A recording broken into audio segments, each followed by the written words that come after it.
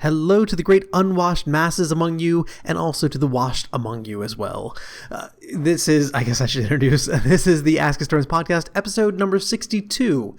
And today we're going to be talking about cleanliness and hygiene, mostly focusing on America. We'll touch a little bit on Britain, but this is mostly about America.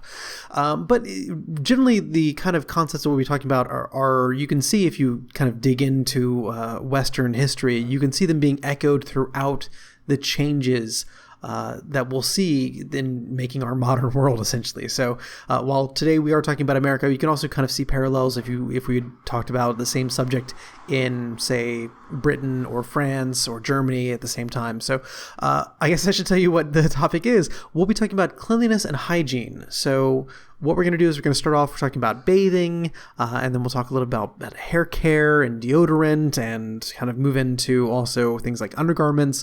And then we'll kind of look at how this kind of very personal aspect of, well, cleaning yourself spiraled out and transformed into something that was in the very public domain, and not just in a sense of kind of a social status marker, but also in the sense of like a public health concern. But before we get started, let's talk about money, because so many of you have stepped up in the past couple weeks to help fund this podcast that if you recall, just a couple episodes ago, I was saying that, we'd probably be doing a book giveaway about, once every 4 months as we accrue some money, and then we'll kind of spend it on you guys who are wonderful. Well, it turns out that thanks to the wonderful panel of flares that we have on AskHistorians, that we have a embarrassingly large amount of books which come in pretty cheaply. So, and also because of you who are embarrassingly generous, you are listeners or Patreon supporters, we have an embarrassing amount of riches, relatively. I mean, I'm not sitting on like Berkshire Hathaway money here, but yeah, we're doing, you guys stepped up and you helped fulfill our dream of actually being able to give something back to you guys. So what we're going to start doing is we're going to be doing the book giveaway once every month. So at the first podcast of every month, we're going to be giving away a book. Our first inaugural winner, has chosen, rightly so, I might say, the 7 Myths of Spanish Conquest. We're kind of going to rotate through. I did 4 choices last time. I think what I'll do is kind of maybe do like 4 to 6 choices every time and kind of rotate them out, or maybe just come up with a new slate every time. But really, when it comes down to it, if you end up winning and saying, hey, remember that book you offered last time? I kind of want that one. We can work something out. It might be an arm wrestling contest, but we'll work something out. The point is that you guys have really done an amazing job of supporting the podcast, far more than you've exceeded my wildest expectations, guess what I'm saying.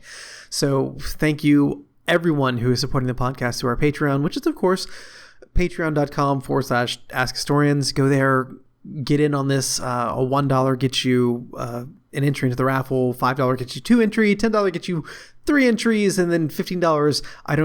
You people who are giving $15, are you unicorns? Do you just really love history this much? Thank you. So the next step comes, what do we do if we hit an even higher goal? And I know at least one of you on Patreon has asked me that, and I meant to get back to you, but I'm sorry I didn't get back to you actually on Patreon before the recording of this. So I'm getting back to you now, live on air. I think what we're going to do is we'll probably set the next goal at like 100 a month. And at that point, I'm not quite sure what we'd do. We might kind of start doing more expensive books that we give away. We kind of have a cap about $30 US right now that we want to do, so we can consistently give them away every month. But we could maybe start adding more expensive books. We could come up with some sort of other thing to give back to the community, because we're as historians, while not officially a nonprofit, it's kind of working on a nonprofit model here. Or what we could do is maybe start funneling that towards a fund, kind of almost like a scholarship, although I don't want to make it sound so official, towards sending someone to the American Historical Association meeting. If you recall, the last one, which is in Atlanta, we raised an absurd amount of money from you guys. You contributed literally, over $1,000, and a couple thousand actually when it came down to it, and that got matched by the Reddit administration, Reddit admins, the Red Caps. to fund and send people to the American Historical Association. Because of course, if you've ever attended an academic conference, you'll know that the main thing is it's almost harder sometimes to afford getting there rather than actually doing the work that would get you qualified to go there. But, we paid for, plane tickets and hotel rooms. We had our own panel discussion, which you can see in a past episode. We recorded it.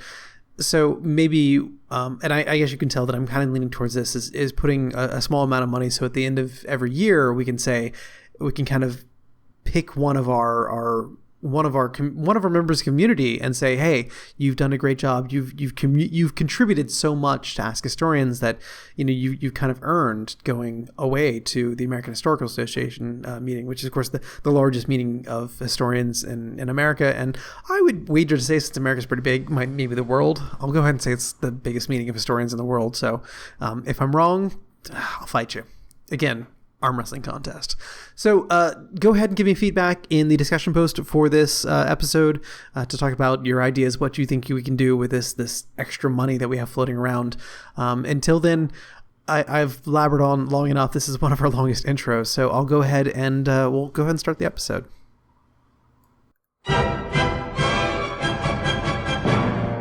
Welcome to the Ask Historians podcast.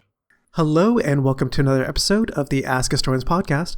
Today I'm here with Nicole, better known as ColeVintage on the sub, and we'll be talking kind of in a general way about cleanliness and hygiene and, of course, underwear in kind of the 18th, 17th century, that kind of time period when you think about people kind of transitioning to the modern age. But Nicole, before we get started, what kind of got you interested in this subject? Well, I come from a fashion background. I was originally a costume design student in college.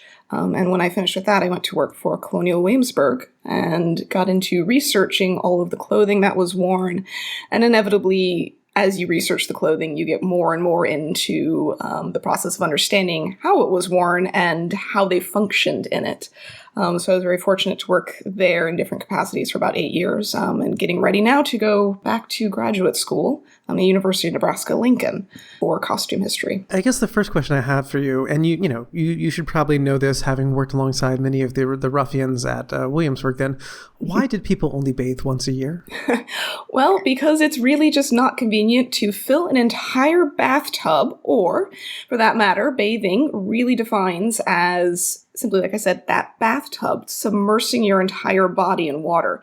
So you can also bathe if you, say, go to a public bath, in the case of the hot springs and those sorts of situations, or in the local river. But obviously there's a good portion of the year where the local river is not the best idea. And filling up an entire bathtub with hot water, or at least water that's not freezing cold, even cold water really, is very inconvenient and very time consuming. So in reality, they only bathed occasionally, but in reality they washed every single day, if not more often than that. So you will see people talking about, say, Benjamin Rush in Philadelphia. He talks about for American Revolution era soldiers that they need to wash their hands and face at least once every day, and the whole body 2 or 3 times a week. But as for actually submersing the self, it's not as often. Washing the whole body 2 or 3 times a week, I'm sure that may be more than, I think that's more than your average college freshman. Right, and that's what you have to remember. These are aimed at basically male college age. When we're talking about Revolutionary War soldiers, they're not exactly expecting them to be at the highest level of cleanliness because it is a bunch of teenage boys. But for that reason, they need to be washing. But we also have to remember that in the 18th century, washing was important, but you actually clean through process of your clothing as well in a process called dry washing. So your clothing, and this is great, there's actually a recent study done on it, your clothing, it takes up around 3/4 of the sweat and the oil and the stuff that comes off your body. The other maybe quarter at most comes off in the shower. Yeah, so we've already mentioned the American Revolutionary War, that kind of time period, but really, when we're going to be talking today, what is the time period that we're going to be talking about? Because I think we're mostly going to be talking about the United States and maybe a little bit about Britain as well, but really what time period are we looking at? Well, I think the best way to look at it is what was occurring in the 18th century and the massive changes that we went through during the 19th to get to where we are today. Because when we look at the 18th century and their cleanliness methods and their way they clean, it seems so foreign to us, but it really is very closely related. It only took about 100 years to get where we are now, so it can't be that far off. Well, then let's go back to the 18th century then, the good old 1700s. Mm-hmm. And how were people, when it was time to do the full body cleanse, aside, if it's winter and they can't go jump in the river, or maybe they don't have rivers nearby or whatever, how would they actually be cleaning themselves? Just simply a basin. Usually there's soap involved. In some cases, it's up to you. There are certainly face soaps available at this point. Castile soap comes out in the 18th century. So you aren't dealing with the really harsh lye soaps that are good for laundry, but really bad for your skin. So there are soaps aimed at cleaning the body that come out during the 18th century. And these would be kind of like marketed products, not something you make at home, or kind of a combination of the two? You can see a combination. There are certainly recipes, but in the 18th century, just like today, there's a lot of stuff made mass production all over the world, and it's a lot cheaper to just simply buy the product that was made by a professional in France than it is to necessarily go and buy all the ingredients and take the time to do it and hope it comes out right. And I don't mean to digress too much into kind of, the chemistry, but what was it about Castile soap that made it so much that revolutionized this process, I guess you could say? Right. In the case of lye soap, you're dealing with ash-based, lye-based. It's very incredibly caustic and will actually burn the skin. If you're dealing with lye soap, if you've ever dealt with it, you have to wear gloves still. And so Castile soap is oil-based, so olive oil or other things like that. So it's very gentle in comparison. So I assume this was kind of a brand new revolutionary product that swept across. It was incredibly popular and sold anywhere and everywhere. I mean, you have, of course, the big general stores, but millinery shops which sell all sorts of accessories and fashionable goods would have sold them. And really just about any place that goes, customers are coming in here and, we'll carry that too because they're coming in here for any number of goods and we can manage to, sort of sell that to them while they're here. So it was one of those very easy to find products.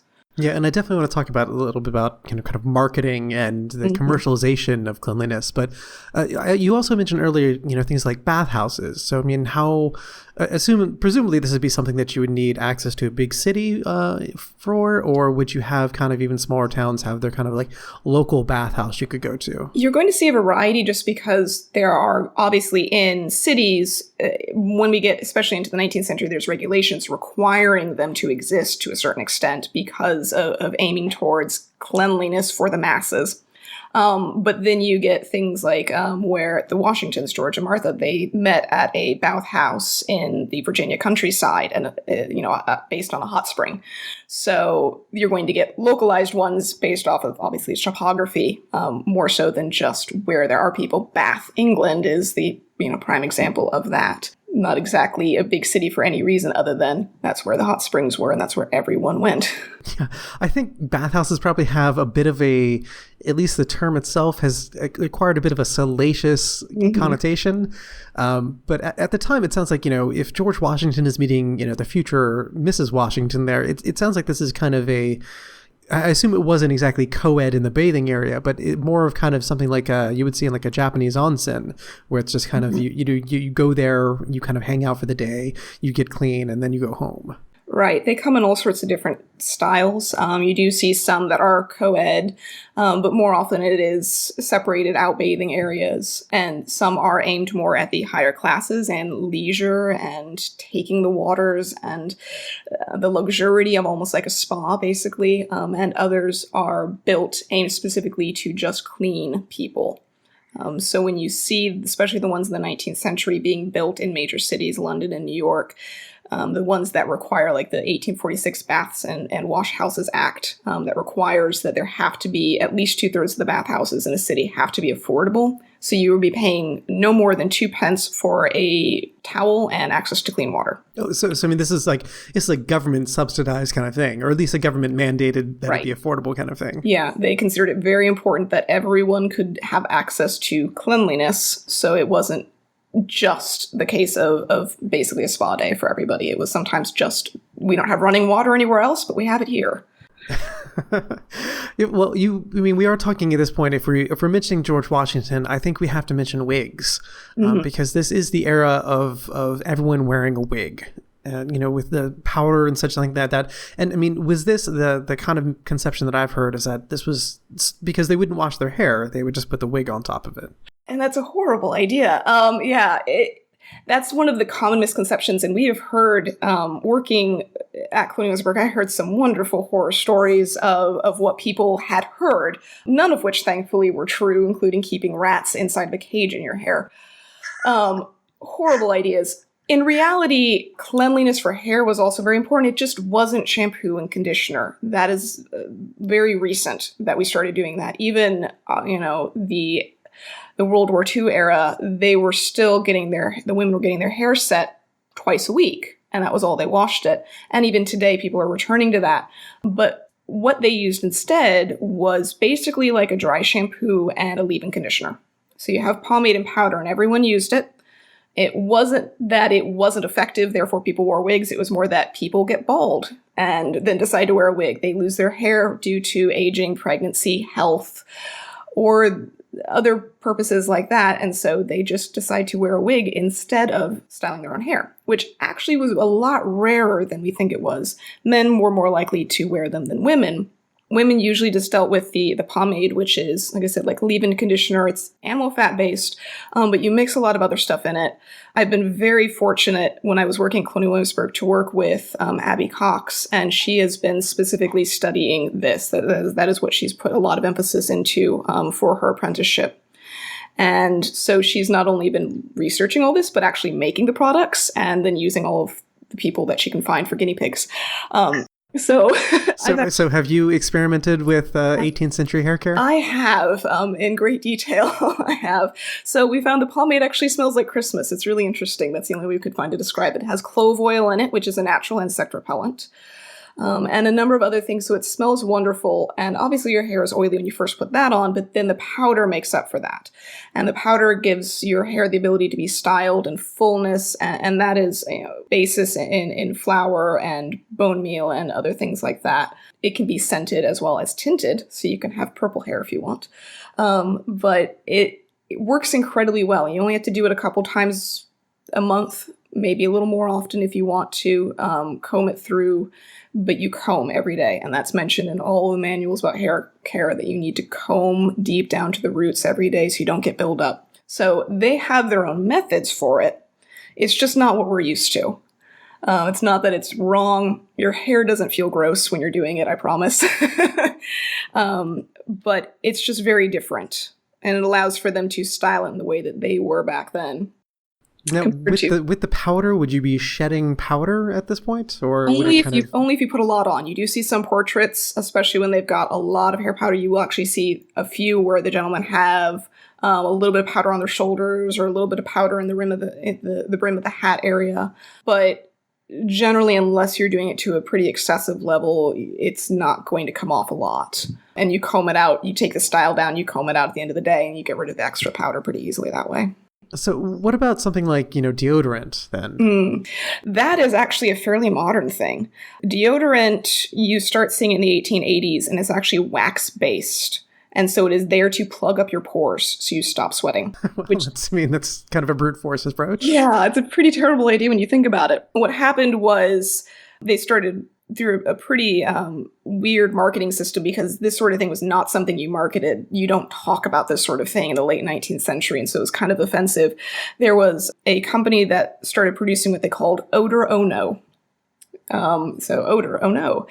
And it was a aluminum chloride formula that they claimed was created by this doctor from Cincinnati and was supposed to be so much better. It, of course, had its downsides. The chemical composition of that mixed with your sweat can possibly actually acidically eat through your clothing. So it was not necessarily the best thing to start with. But eventually marketing that and getting people really concerned about their body odor meant that in the 20th century just opened up a whole big slew of different products for that.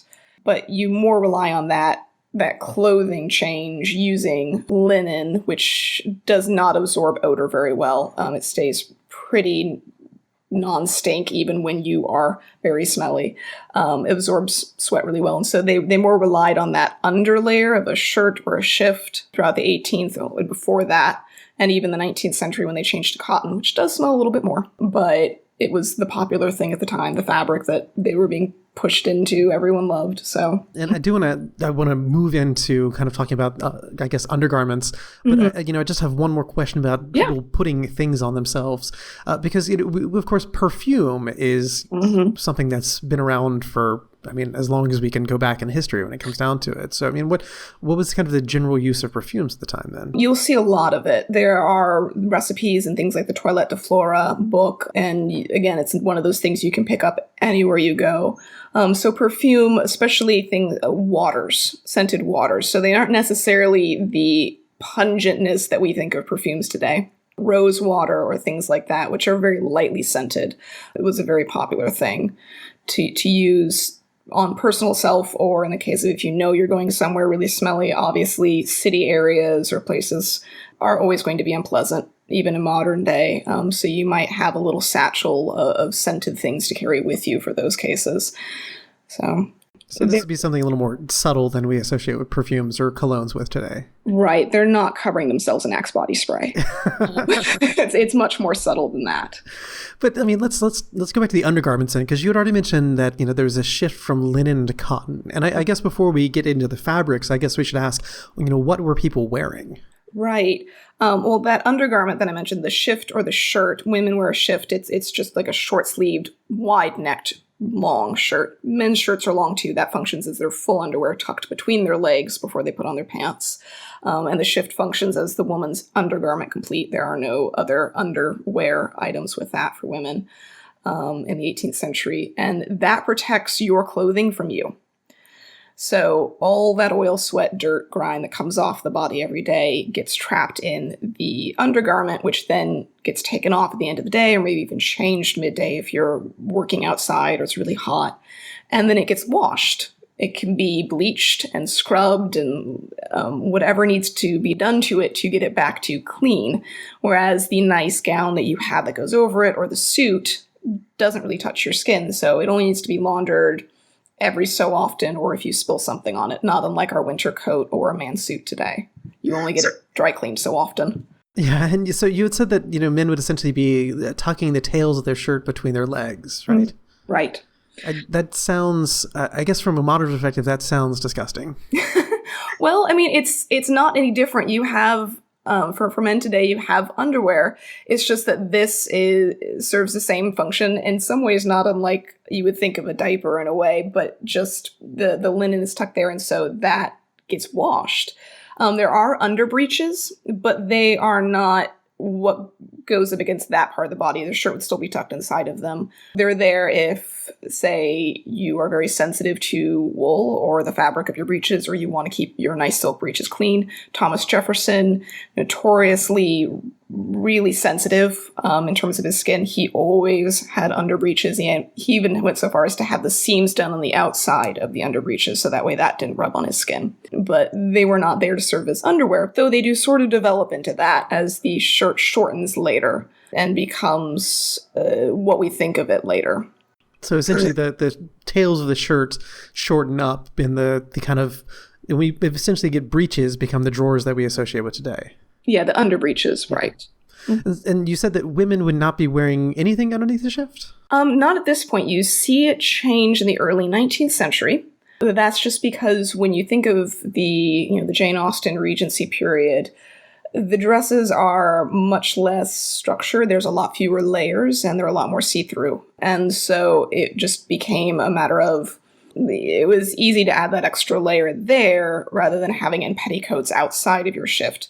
But in those cases, it's still not what we're used to. The drawers that they're wearing are split drawers, so it's two separate legs. And there are even some wonderful horror stories. One of my favorite ones, because they tie around the waist, the legs each separately in a lot of cases. And one lady had a lovely pair of these drawers with lace bottoms and really gorgeous. And she was walking down the street, and one of them came untied and slowly started to slip down her leg.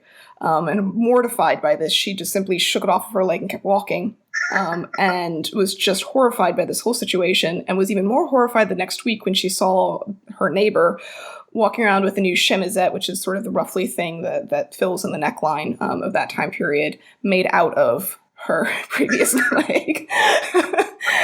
So she swore at that point never to wear them again.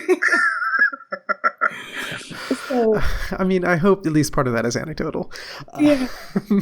But so you mentioned that the very fancy lady was wearing, lace undergarments, but we've also talked about linen and the shifting cotton. And it sounds like you were, from the way you're describing linen, it sounds like it was the optimal fabric for this. So, I mean, why the shift to cotton? Everything really shifted to cotton in the 19th century. That's when the big boom of the American cotton industry started. And just like today, we are limited a bit in our purchase power by what's available. And when things are really pushed and advertised and they're inexpensive and they're new and they're novel and everyone's really into that trend, it becomes popular.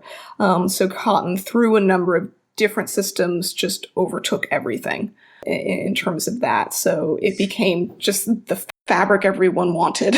Well, I mean, I assume you can't beat the price of mass-produced slave labor goods. Right. And cotton before that was coming from India, from Egypt. It wasn't necessarily expensive. Some of the printed cottons could be incredibly expensive. But it was actually even a restricted fabric in the 18th century in England because it was considered possibly competition to the wool industry.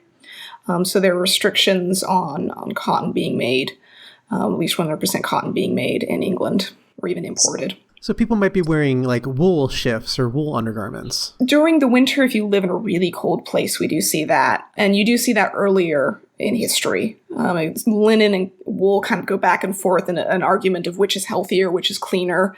For hundreds of years, they go back and forth with that argument of one, will cause you to get chills because linen stays cool even when you're hot.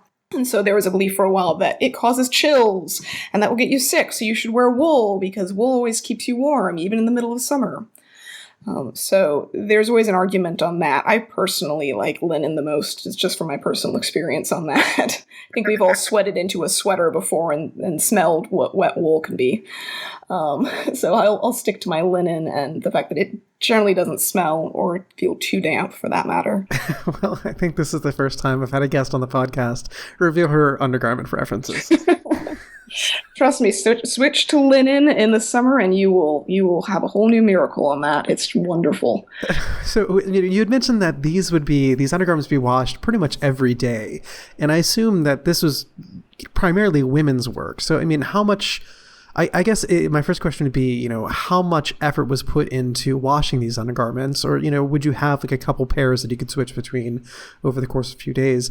And generally, how much of domestic labor was put into laundry? Mm-hmm. Well, interestingly enough, when you buy a shirt or a shift in the 18th century, it's usually purchased in a package of 6 or 12. So you're not expecting to do laundry more than once every week or every other week. Seems to be very commonly mentioned in both cases. And in fact, it's great. We have a lot of accounts that not only talk about the things that go out, because they actually in many cases keep them numbered. Because even though many homes obviously will do their own laundry, it's a pretty arduous process, and there are lots of people that just don't want to bother, whether it is somebody who has the money to be able to have somebody else do it, or has their servants, their slaves doing it, or, well, I can't imagine college students today have trouble doing their own laundry. They did back then too, so they had services for anybody who really didn't want to bother doing that, and so they would very often number their clothing, because really all shirts look alike, and put their initials and a number on it and say, okay, today I sent out shirts 5, 7, and 10 to go to this particular millinery shop that has laundry services that are done in the back.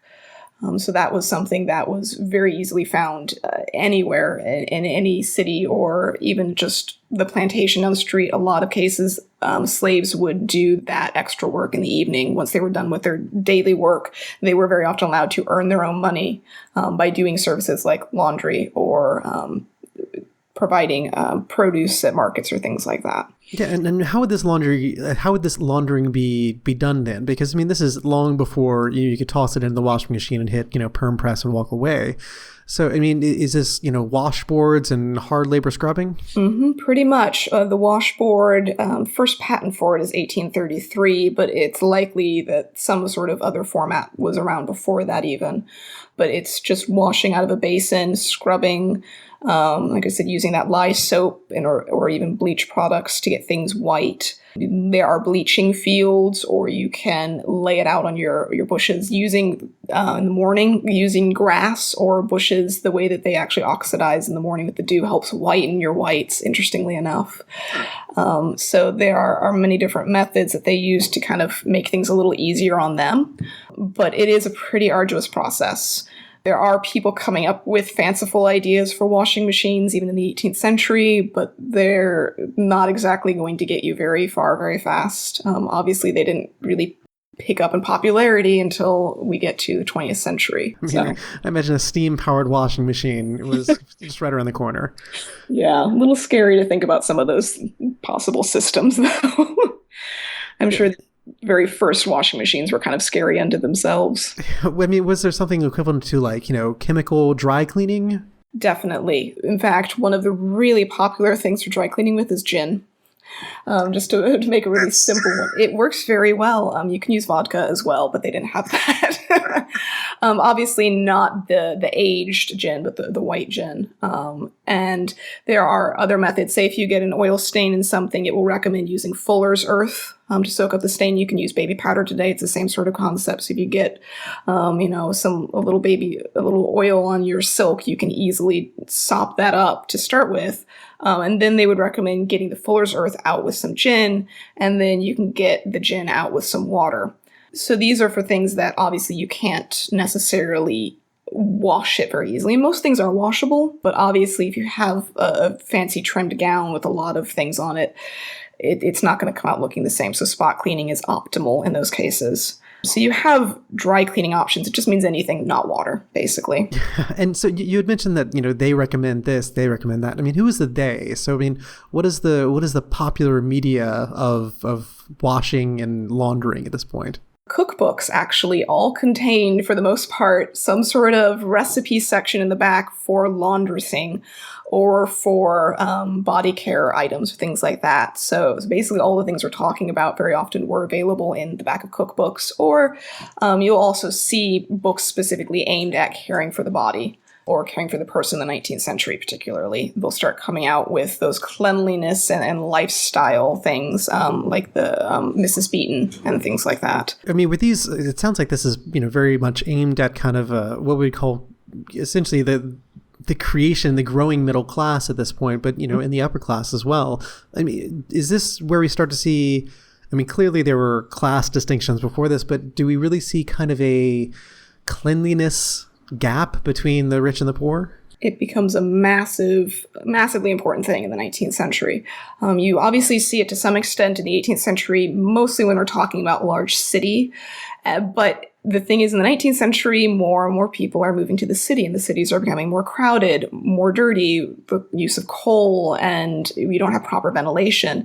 And so whereas you can look at industry in the 18th century, and they're still outside of the city with some decent ventilation, they're now in the middle of the city, and there's no ventilation. So the idea of the great unwashed masses, it comes from 1849, William Makepeace Thackeray. And so it is a big deal by that point.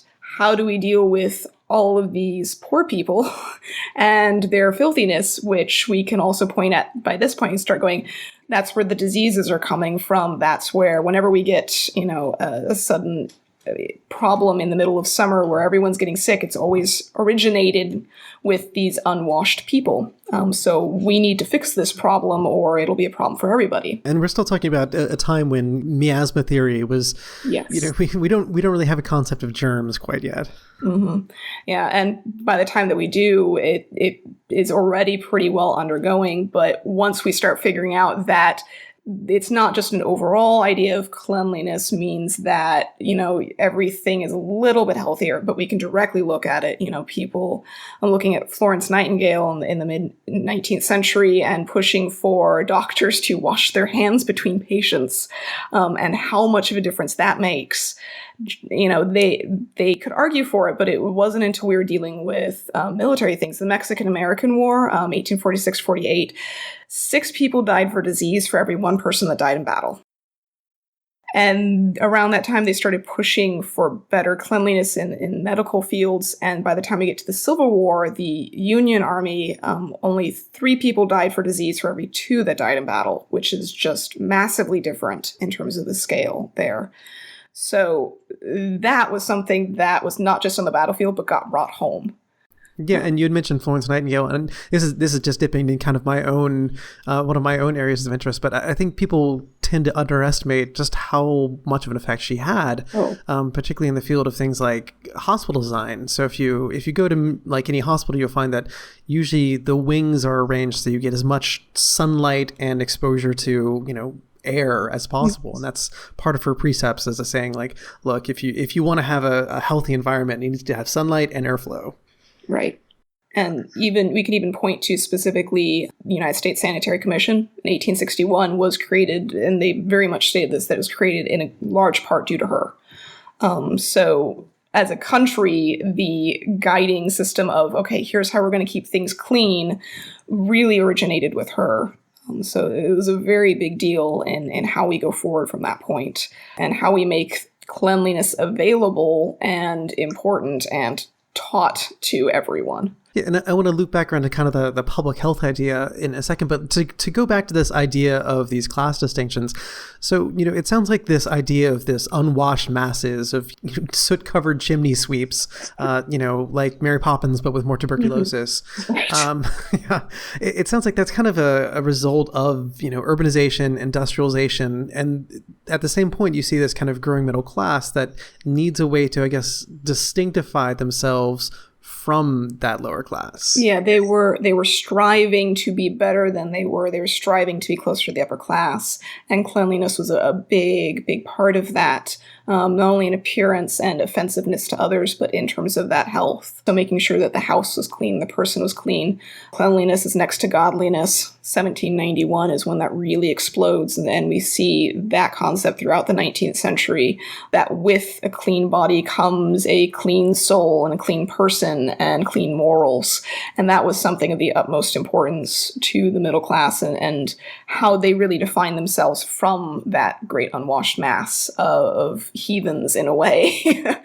That a great story for this, Charles Kingsley, The Water Babies, 1863, was a very popular book, and it actually follows the story of a young chimney sweep, going along with the Mary Poppins theme. And he is obviously poor, filthy, and he wanders into the bathroom of a young girl who's having a bath.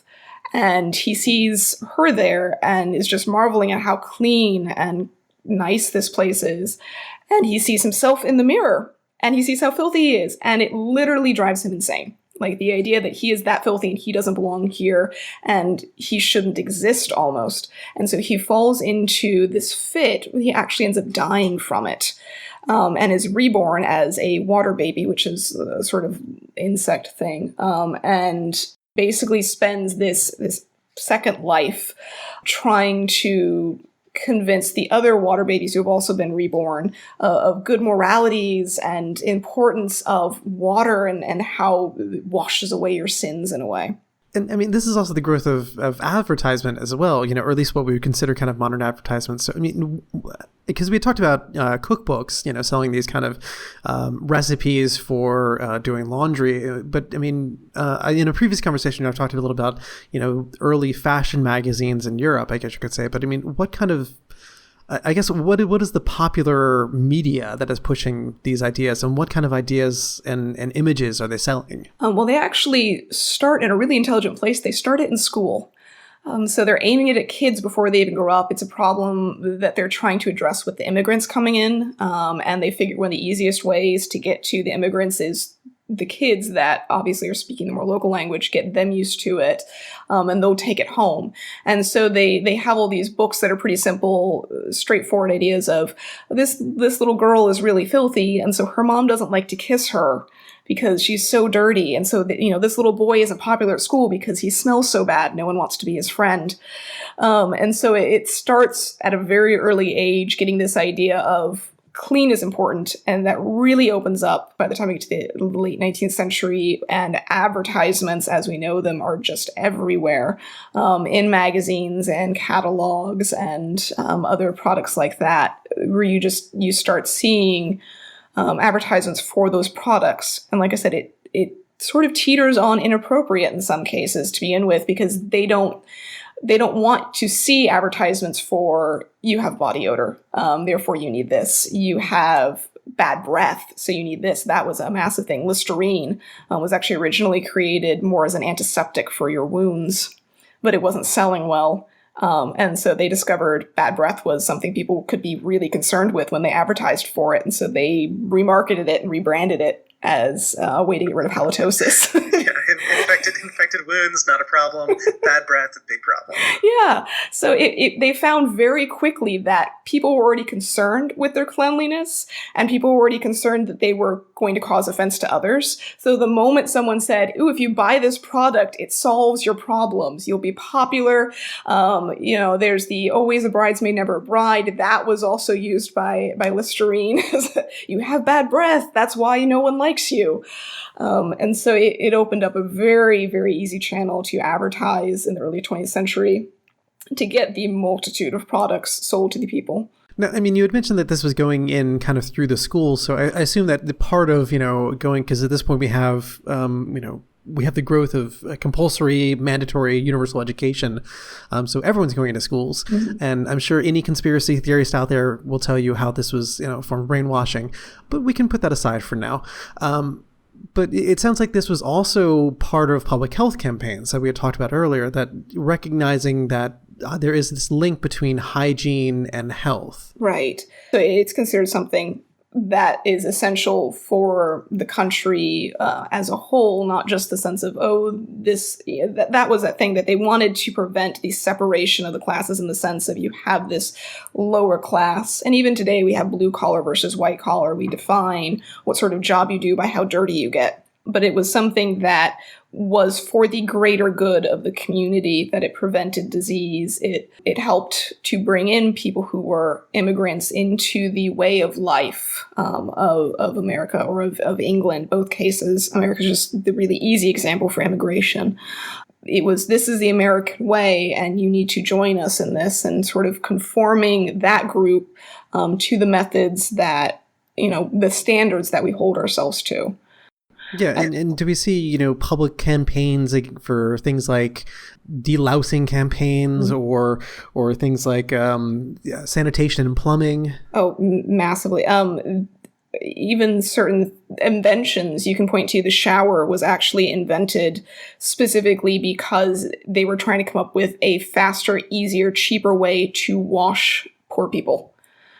It was introduced in 1883 at the Berlin Public Health Exhibit as a rain bath, and they were originally just going to be set up temporarily, but they left them up permanently because they were so popular, more so with women than men. They seemed to, on average, have more concern of that cleanliness, even back then. But they then started popping these public showers up in other cities as well. So same thing as that public bathhouse, the public shower.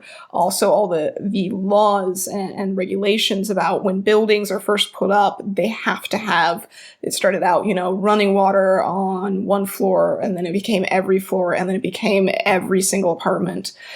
So they were regulating this incredibly heavily, which is why even today, we tend to think of Americans wash more often than, say, Europeans. Part of that is because America was actually building itself during this time period where they could regulate when new buildings were built, what went into it, whereas Europe was having to retrofit everything, which is a much more difficult process.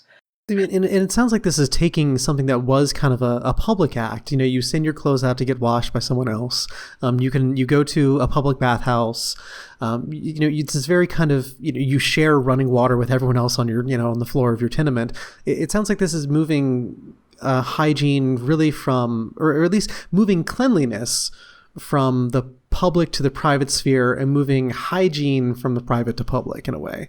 Yeah. And it's the fact that, you wash yourself at home to make yourself clean and presentable in public. Right, that it's that definition of you as a clean person, makes you as a good person, and that's something you as an individual need to strive to accomplish. But of course, there's the understanding that not everyone has that availability, so we need to help the poor, and all of that idealism that comes in the 19th century of trying to, I'm well off, so I'm going to help all the people below me.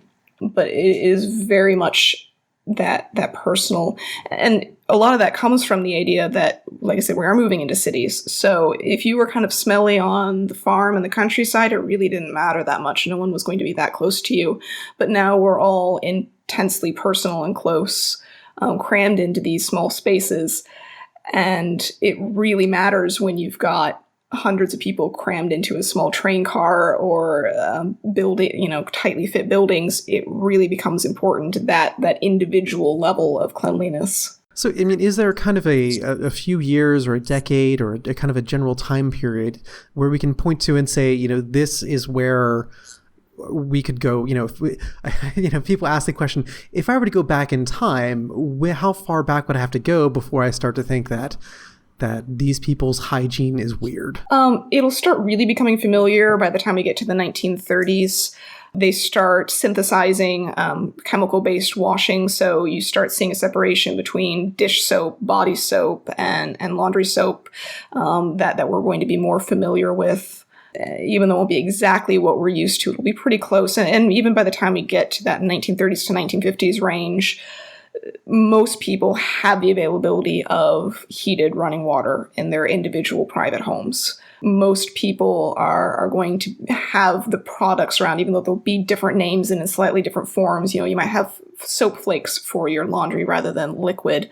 They're cleaning not just what they see, but that, micro level. And people are wearing what we would recognize as modern undergarments? Yes. Yeah. You see, obviously for women, the loss of the corset in the late 19-teens into the 1920s will start to get pretty close to what we're used to. The fitted knickers for women are more of a 1950s, 1960s thing, coinciding with the ability for women to wear pants, not in the sense of women are allowed to wear pants, but in the sense that if you think about it, the personal hygiene products that are available for women prior to about the 1950s don't really allow for them to wear tightly fitted pants all year round.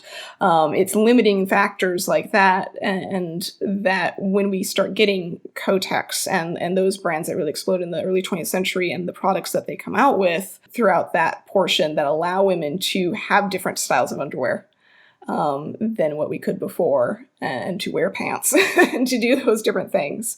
And men's underwear is really hasn't changed all that much in about 150 years in its format. So it's pretty familiar. Yeah, there's probably a whole different conversation we could have about the relative stasis of men's fashion to women's fashion just in the modern period. Yeah, it moves very much more slowly in the last few hundred years, last about 150 years, yeah. Yeah, so I think we've had kind of a conversation about the kind of overarching narrative of this period of kind of this transition to our modern standards of hygiene. But, I think we talked a lot about, to kind of move us into an epilogue here, we've talked a lot about things that I guess just don't come up much in... I guess you really wouldn't be learning a whole lot about this if you're taking, say, like a high school history course or even a freshman history course. What is it about really health and hygiene and really just kind of even these products like hair pomades that tend to get overlooked? Well, the interesting thing is that because it is an everyday action and it's a very private action, people don't talk about it in the time period very much. So we have to really search for clues where you can find those recipes. But even people today, where they're blogging every single second of their life online, don't say, I got up and I, used this exact soap in the shower and I started with this body part and worked to this body part. And then I washed my hair and this is how I dry off. We don't get into that detail. Everyone does it a little bit late. Unless that person's blog is specifically about that. And Reddit is a perfect example of this, because there are so many of those Ask Reddit sorts of things where it's like, wait, you do that process like that? Wait, I didn't know people did that. And I've had that happen to me in real life, where I was talking about how people don't regularly bathe today. People normally shower today. And I had one woman that I met who's just completely incredulous about this, because she took an hour-long bath every single day of her life. She had never taken a shower. And I was like, I am so envious of you that you have that much time in your life. But she didn't realize that was not normal. And it's not something she's going to write down. But that's the same reason we have very little documentation about women's menstruation or about body-based things until we get to the commercial age of everything's being advertised. And I mean, is part of that kind of breaking a social taboo as well? Definitely. Hence why it was so almost offensive when they first started advertising things like deodorant or women's hygiene products in magazines. It was like, I don't want to see this. And people literally unsubscribed from the magazine and sent in complaints saying that it is not appropriate. It was a no-touch area. It was not something people wanted to talk about publicly up until recently. And so this is something I take it, even though you'll be going a little focusing more on, I guess, the fashion side of things, is this something that you'll be looking into, kind of these mundane, banal, easily forgettable things in your future work? I think that's what you end up finding no matter what. I kind of like to say that they're the black holes of history. There's a lot of things that we just kind of pass over because we don't think much about it. We've always heard people were stinky and filthy back then. And so we just kind of assume that's the way it was. We've improved so much. We've bettered ourselves so much. We don't really think it's wrong that people say that. But the more you look into it, more it's like, no, they were just like us. They had the same concerns. They just dealt with them in a little bit different way. But it doesn't mean that it didn't fix it. It just means that it was different. Well, I'm going to go bathe myself for the first time this year. But thank you so much for speaking to us on the Ask Historians podcast. Thank you. And as always, thank you all for listening, and a special thanks to our Patreon supporters, because, again, as mentioned at the very beginning of this episode, you've been generous beyond what we could have hoped. So feel free to go to the discussion post and leave some comments and some suggestions about some of the kind of, I guess, Patreon rewards you'd like to see we can do. I've obviously put forth my idea, but I'd love to hear from you. I can't guarantee I'm going to always take your suggestions, but I will certainly listen to them. So please chime in. In the meantime, I hope you enjoyed this episode. It kind of showed, I really love these episodes that focus in on the very mundane, boring things of history. I don't know if that came through in the episode, but if anyone, when it comes down to it, my background is more in anthropology than history. So when it comes down to things like bathing rituals and appropriate ideas about what cleanliness should be like, I'm all about that. So I hope this episode helps show you how you can take something that's intensely private, like bathing, like personal hygiene, and how it can transform into something that is in the public sphere and not simply as kind of this class signifier, but also this idea about your private body becoming an issue of public health. So that's kind of high-minded talk for, washing your hair and changing your underwear. But when it comes down to it, washing your hair and changing your underwear is vitally important to a society, particularly if you want to function within a society that expects you to wash your hair and change your underwear. So a big thanks to our guest for kind of laying out some of these practices in the past for us. And I hope you can kind of look back and think, the modern world is a lot different from even just 100 years ago when it comes down to it. And hopefully that should be abundantly clear when we tackle our next episode, or actually pair of episodes. So we're going to be talking to a environmental historian, Agent DCF, who is one of the earliest mods on Ask Historians, who, like so many of our great mods, has had to kind of put that aside to go on to actually pursue his real academic career. So he'll be talking to us about the history of milling and baking in 19th century Britain, which sounds like the driest topic you could kind of cover, but I think I would not be exaggerating to say that it's one of the most fascinating conversations I've actually had on this podcast.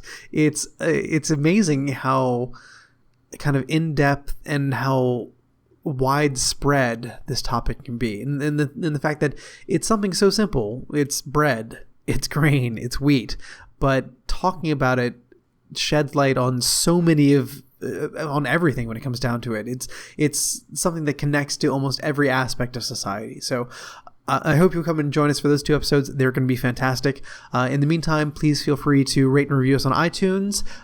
You can rate and review us on Google Play. I don't know. We're only recently on Google Play. They just recently opened up to podcast. You can find us. I promised last episode that I would give you the URL for that, but it turns out that Google Play, like iTunes, uses absurd URLs, but you can find a link to it in the discussion post, or you can just search on Google Play podcasts for Ask Historians, and we're right there. Pretty much our whole back catalog. In fact, our whole back catalog. I think we're still missing a few from SoundCloud. I've been a bit lazy on that. My apologies. But I promise to have basically finish up and wrap that up and putting all our old episodes up on there as well. But you can now listen to us pretty much everywhere. You can listen to us on iTunes. You can listen to us on Google Play. You can listen to us on SoundCloud. We're on every single streaming service known to man, Stitcher, Player FM, whatever you happen to be using. So I hope you enjoy listening to the episodes, and we will see you in 2 weeks. You've been listening to the Ask Historians podcast. For more history like this, visit us at reddit.com/r/askhistorians and ask over 100 historians and enthusiasts anything you wanted to know in history. Find us on Twitter as @AskHistorians and subscribe to the show on iTunes. Or visit askhistorians.libsyn.com. Thank you very much for listening, and join us next time on the Ask Historians podcast.